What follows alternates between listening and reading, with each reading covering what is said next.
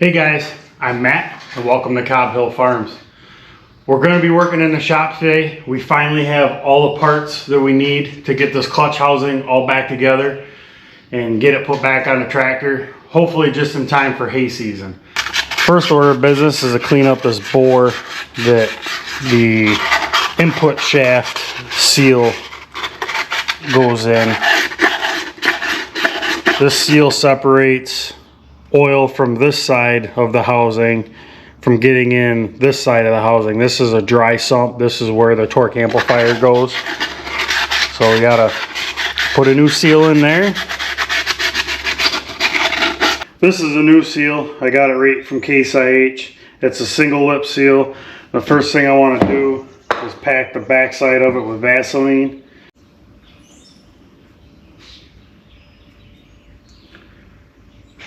Alright, now I gotta make sure I put the seal in right. So the spring side of the seal goes towards the oil. I'll just get this somewhat tapped in place.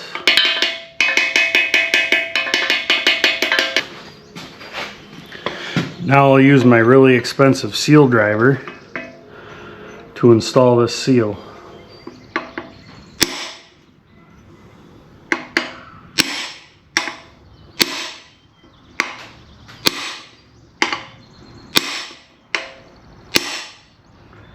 And I'm just going to drive the seal flush with the outside of this housing all the way around, because on the inside there isn't a lip that the seal dries tight up against too. Next is going to be this input shaft rear support bearing. This has to go in from this cavity into the housing.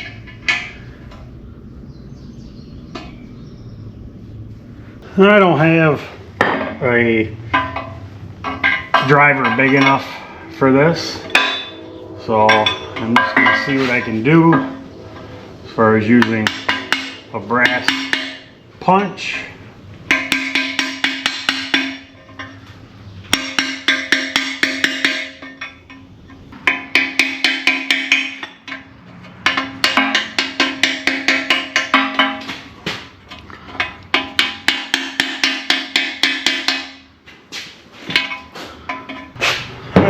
We got that bearing fully seated, so that side of the housing should be all set. This side of the housing, this is a new shaft. The bearing on here is in good shape. This was a used Case IH part that I got off of eBay. I didn't go with an aftermarket new shaft because a few different reasons. You don't know what the shafts are made of nowadays, tolerances wise and material. I felt more comfortable going with a used shaft and taking my chances that it was going to be in good shape, and this one is. The individual I got it from, he had good reviews on his products, and the shaft's in really, really nice shape. The other reason I went with a used one, simply cost. This shaft here was a third of the cost. This whole assembly was a third of the cost of than just buying just a shaft. And I would have had to get a new bearing. Like I said, if I had to get a new one, it would have been no big deal. But this one here is in really good shape, so I'm going to reuse it. And this housing was an added benefit. So I'm going to replace this seal in here just to make sure we don't have any problems with it.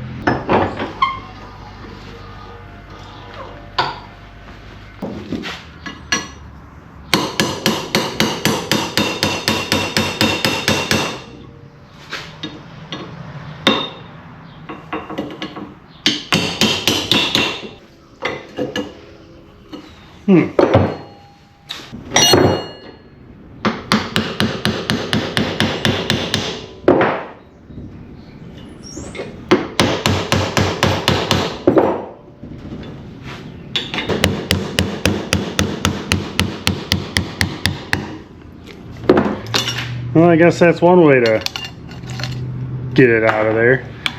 in pieces.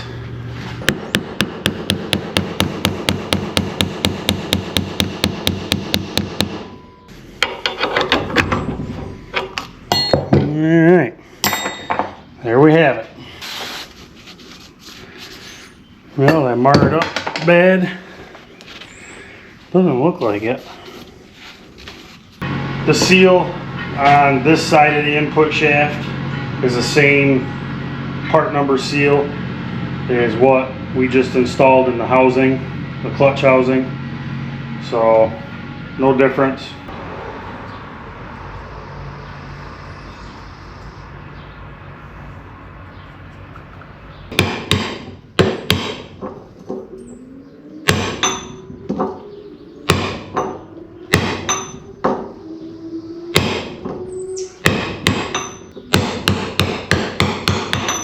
There.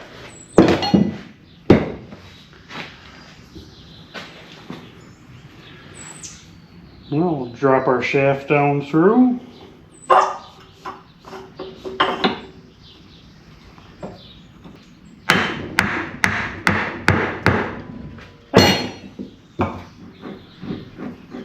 New seal. I like it.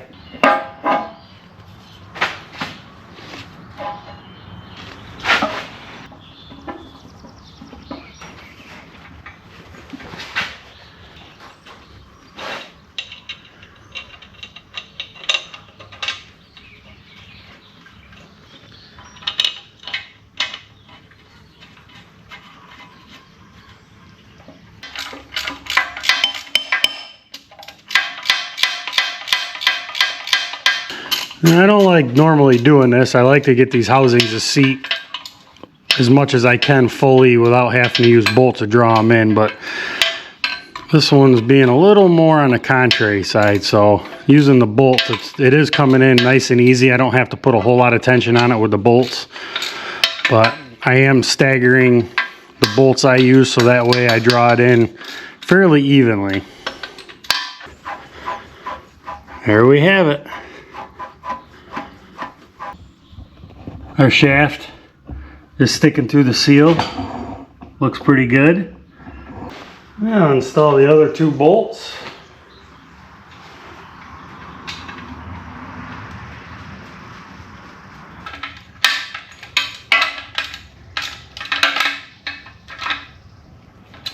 Unfortunately for you, there's not a whole lot to see here. So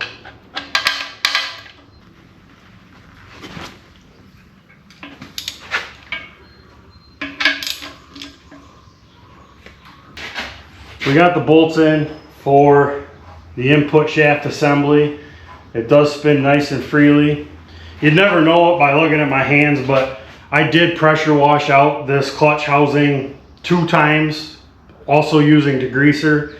But that greasy clutch material combination, it just doesn't come out very well. So I got as best I could. The inside of the housing is good and clean. I went after that with some shop solve after it dried and got that as good as it needs to be. But all right, moving on. Now I think it's time to put the transmission drive shaft in. So the next step is going to be installing the Torque Amplifier clutch assembly. I opted not to go with a new clutch assembly for a couple different reasons. One, when I took the cookie wheel to the pressure plate and the flywheel surfaces, they cleaned up beautiful. There's very little pitting whatsoever. I'm happy with them. The clutch plate, or the clutch disc on the other hand, when I was just checking it over again, I noticed this outside lining is starting to separate from the main disc assembly. So this job just came to another screech and roll. So I gotta look and see if I can get just this disc. If I can, then that's the way I'm gonna go, because like I said, there's nothing wrong with the rest of it. So this part of it, I think we're done with. Meanwhile, while I've been in the shop, I can hear some thunder boomers out here. And it's pretty dark off here to the north and west. We were supposed to go to a local tractor club's plow day today, and that didn't happen. Yesterday we got a half-inch of rain in about 20 minutes, and just the field wasn't dry enough, so we didn't end up going plowing today. It kind of stinks. I was looking forward to it. We had the 2-bottom little Genius plow ready to go, and we're going to take Stacy's Farmall H, give that a workout, but well, like I said, it just didn't happen. So Logan's up getting the 3-bottom ready to go. We have a little bit of moldboard plowing we want to do for the pumpkin patch. So he's up messing with that, tinkering with that, getting that ready to go. So hopefully tomorrow we might be able to do some moldboard plowing. I don't know, but I'm going to try to work on this clutch housing just a little bit more. Well, I went and had some lunch and got a little bit cleaned up because I was dirty. Wish I'd have known I had all that dirt on my face. But anyways, I also ordered a new clutch disc for the Torque Amplifier while I was in the house. Got online, found one through Allstate Ag Parts. So that should be shipping probably Monday. Should be here Wednesday, and we should be able to continue on putting the Torque Amplifier in it. So we're going to flip it over and put in the parts that caused this whole problem in the first place. This shaft goes in from the rear of the clutch housing. You just got to be careful to get the needle bearing started on the inner race without damaging the needle bearing. And you can only get this shaft in so far, then you got to drop the gear in. This is our new 79 tooth PTO drive gear. This one was one that did not work out of the 460 utility parts tractor. I was able to locate one of these, and I'm glad I was able to locate it. This one came out of Wanger's in Pennsylvania. They're a used tractor equipment parts. They have everything under the sun just about. So they had this. It was the only one that they had. So luckily I was able to get my hands on it. And this gear, there's a few different variations of it. The 79 tooth was one of the harder ones to find. They have some smaller ones. I think there was a 54 tooth, and I think there was another one. I can't remember though off the top of my head. But either way, we got a new one, and we're gonna get it put in. And tap on the end of the shaft and help seat this rear bearing.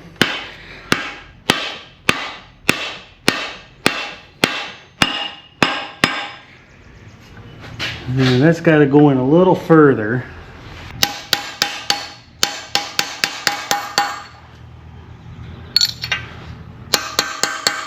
Okay, we should be seated all the way.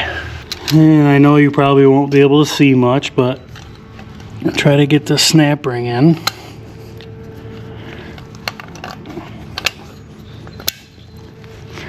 There. Alright, how do those two gears mesh? They look pretty close. How's that angle? Is that any better?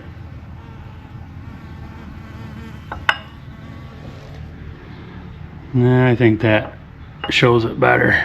Alright, now it's time to install the bolt that holds the gear to the PTO counter shaft.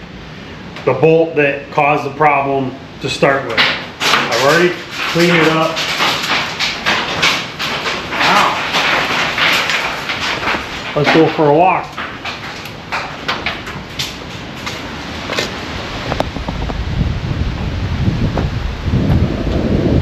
And just like that, the wind's picked up. We got some storms coming, I think.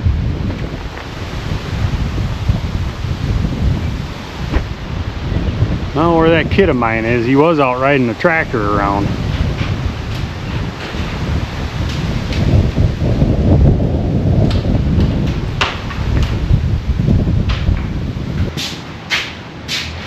Alright, where was I? Yeah.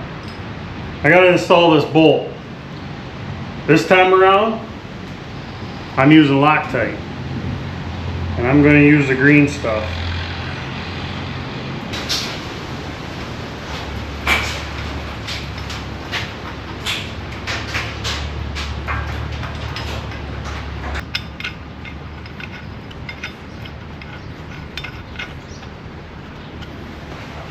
Alright, let's see if this will work.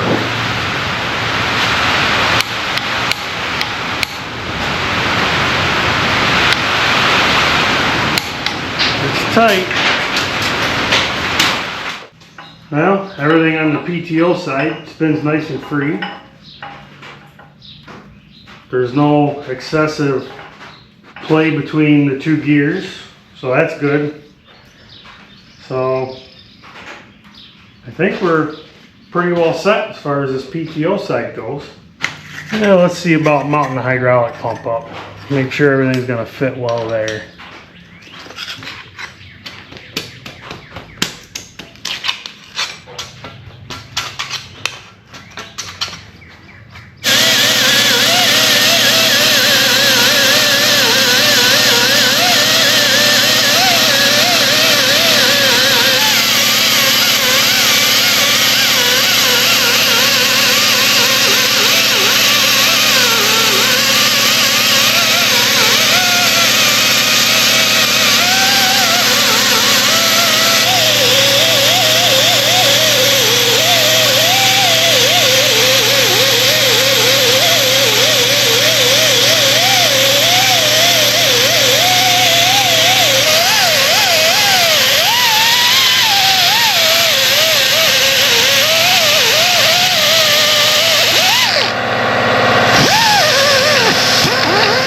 Alright, to install the hydraulic pump, first we got to put the suction pipe in.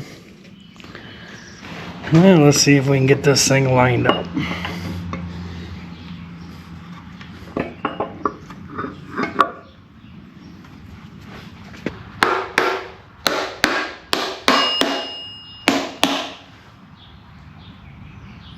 Well, it's seated all the way. Well, let's see if we can watch the gear spin on the hydraulic pump. Yep.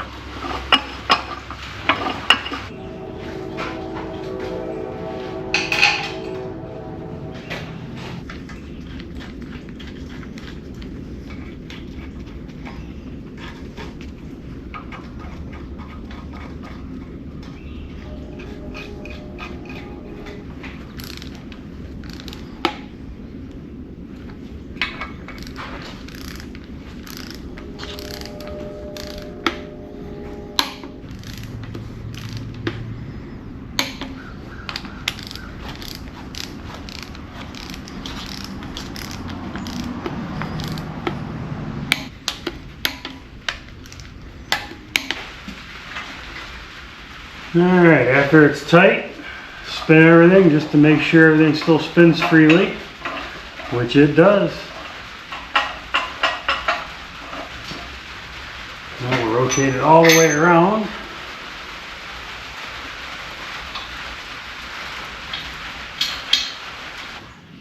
Well, I think we're about as far as we can go for the day until we get that clutch for the Torque Amplifier. Then we can put the clutch housing in, put the planetary in from the end. So other than that, you know, we made pretty good headway today. Yeah, I'd like to bend a lot further. I'd like to bend going back on the tractor, but I guess it just wasn't in the cards. So if I'd have noticed that disc sooner, well, I would have ordered one. But you know, I'm glad I caught it now instead of just hurrying up putting the thing together than having an issue with it halfway through hay season. So it is what it is. Not much you can do about it. Hope you enjoyed today's video. If you did, give it a thumbs up. If you like our channel, as always, we ask you to subscribe. I hope you have a great rest of your day. We'll see you next time.